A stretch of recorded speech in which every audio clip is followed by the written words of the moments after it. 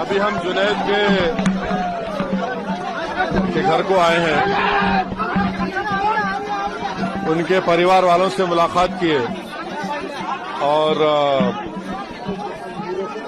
पूरे देश को ये बात जानने की जरूरत है कि जुनैद के 6 औलाद हैं और जुनैद का एक बड़ा भाई है जो दिमागी तवाजुन ठीक नहीं है। उसके 7 बच्चे, उसकी भी जिम्मेदारी जुनैद पर थी। तो एक जुनैद की हत्या से 13 बच्चे यतीम हो चुके हैं।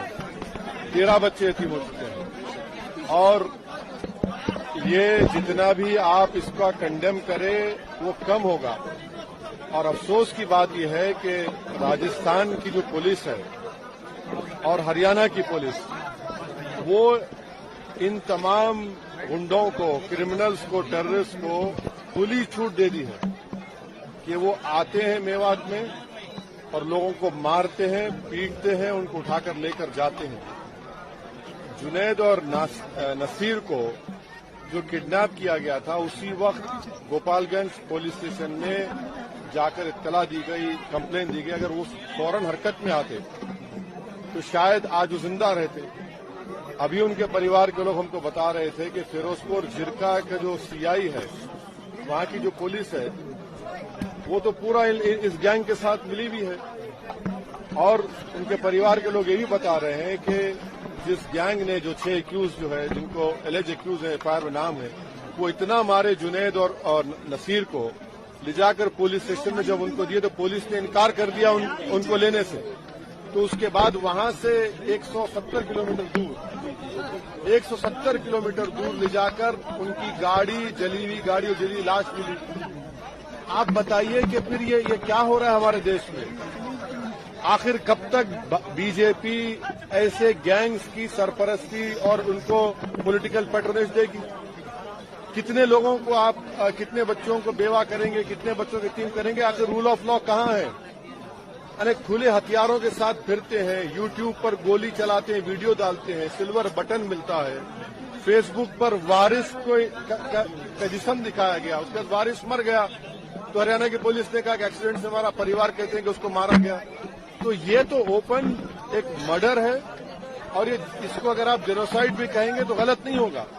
इसको रोकने का एक ही तरीका है कि हरियाणा और राजस्थान की पुलिस और यहाँ की लीडरशिप जो है, यहाँ के चीफ मिनिस्टर, हरियाणा के चीफ मिनिस्टर, इनको रोकें, इस गैंग को पकड़ें, इनको जेल में डालें।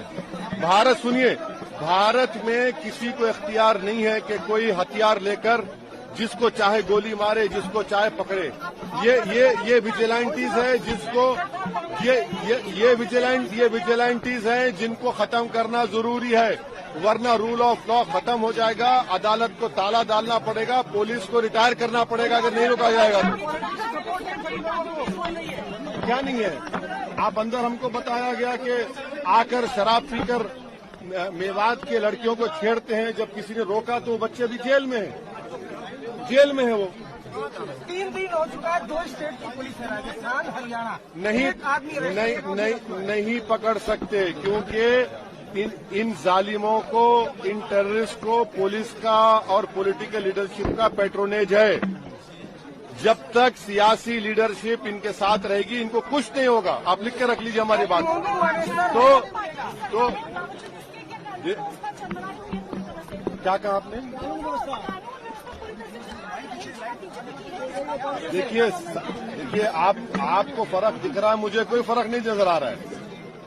जहां पर मुसलमानों की बात आती है, जहां पर गौ रक्षक की बात आती है, सब के सब एक हो जाते हैं। अगर गोपालगंज की पुलिस को जब कंप्लेन दिया गया था, वो फौरन हरकत में आते तो वो बॉर्डर क्रॉस नहीं करते, उसको रोक लिया जाता। अरे सुनिए, ये उसको पॉलिटिसाइज वही लोग कर सकते हैं जिनमें इंसानियत मर चुकी है। अगर आप इंसाफ दिलाना चाहते हैं तो इन सो कॉल्ड गौ रक्षक जहां कहीं विदेश में है, इनको रोकिए, वरना पुलिस के जितने आप रिटायर कर दीजिए, कोर्ट्स को बंद कर दीजिए, क्या जरूरत है? इनके हवाले कर दीजिए। आप पुलिस की बात करें, मोनू मानेसर जो इसमें आरोपी है, वो हरियाणा पुलिस के कई अधिकारियों के साथ मीटिंग करते हुए वो जिस शख्स का आपने नाम लिया वो कासिम को 12th स्टैंडर्ड के लड़के को गोली मारता है, एफआईआर में नाम है, फिर भी नहीं पकड़ रही पुलिस उसको। जिसका आपने नाम लिया उसने वारिस को पकड़कर उसके वारिस के मुंह से खून बह रहा था, फेसबुक पर लाइव किया, उसके बाद डिलीट कर दिया। ये तमाम सुनिए, ये तमाम जालिमों को, टेररिस्ट को पॉलिटिकल पैट्रोनेज है। मैं देश के प्रधानमंत्री से डिमांड करता हूं कि आपकी पार्टी, आपकी सरकार इन लोगों की मदद करना छोड़िए। पुलिस अगर अपना काम नहीं करेगी तो फिर कौन करेगा? अगर आपकी पॉलिटिकल लीडरशिप काम नहीं करेगी तो देश तो फिर इन विजिलेंटी से चलेगा। वैसे साहब क्या लग रहा है कि पॉलिटिकल पार्टी से पॉलिटिकल गाली लेने की कोशिश कर रही है? भाई साहब, चाहे वो ये कांग्रेस हो, बीजेपी हो, वो एमएम हो। देखिए, इन पीड़ित परिवार का एक ही डिमांड है कि उनको सबसे पहले उनको गिरफ्तार किया जाए और एक स्पेशल कोर्ट के जरिए उन पर केस चलाया जाए और उनको सजा मिले। और चौथी बात यह है कि ये जो जुल्म हर महीने या 10 दिन में होता है ये बंद होना चाहिए। इन मेवात के मियों पर, ये गरीब हैं, इन पर आप आकर मारते हैं। और डेटा क्या बताता है? डेटा ये बताता है कि भारत में भैंस बढ़ रही है और गाय कम हो रही है। कैसे कम हो रही है? फिर आप इनको रोकिए। ये होते कौन है कि अपने हाथ में कानून लेंगे, ये जिसको चाहे मारेंगे, जिसको चाहे मर्डर कर देंगे। मेवात के इलाके की बात है, कहीं और भी ऐसी घटनाएं? बहुत सी जगहों पर, कहाँ नहीं हो रहा है। देखिए, पिछले चाहे पीलू खान हो, इखलाक हो, ये सब रकबर हो, कितना होगा ये? इसको सरकार को इन मिलिशियास को रोकना और सख्ती से कुचलने की जरूरत है। वरना आप कह दीजिए, सरकार कह दे कि भाई ये लोग ही पुलिस है, ये लोग ही कोर्ट है। उसके बाद देखिए क्या होता है। फिर क्या आप किस राह पर लेकर जाएंगे? ये लोग रेडिकलाइज हो चुके हैं और ये जो मार रहे हैं मुसलमानों को, रेडिकलाइज हो चुके हैं लोग, हाईली रेडिकलाइज हैं ये लोग। कौन कर रहा है? कौन कर रहा है? ये अरे कौन कर रहा है? बीजेपी कर रही है, इनको बीजेपी सपोर्ट कर रही है। कांग्रेस की सरकार खामोश बैठी है। अगर कांग्रेस की सरकार वहां पर फौरन एक्शन लेती, इनको बचा लेती, रोक देती, कुछ नहीं कर रहे हैं आप। अरे कांग्रेस, अगर बीजेपी माहौल खराब, चलिए मैं अशोक गहलोत से कह रहा हूं कि पुलिस को भिजाइए हरियाणा में, उन तमाम बदमाशों को उठाकर लेकर आइए। आप नहीं जा सकते, पुलिस नहीं जा सकती हरियाणा को। आप नहीं, जब आपने एफआईआर में नाम लिख दिया, चाहिए पीटी वारंट लेकर उठाकर लाइए उनको। कौन रोक रहा है आपको? उनको अरे वो चुनाव की बात नहीं है। नहीं, ये चुनाव की बात नहीं है।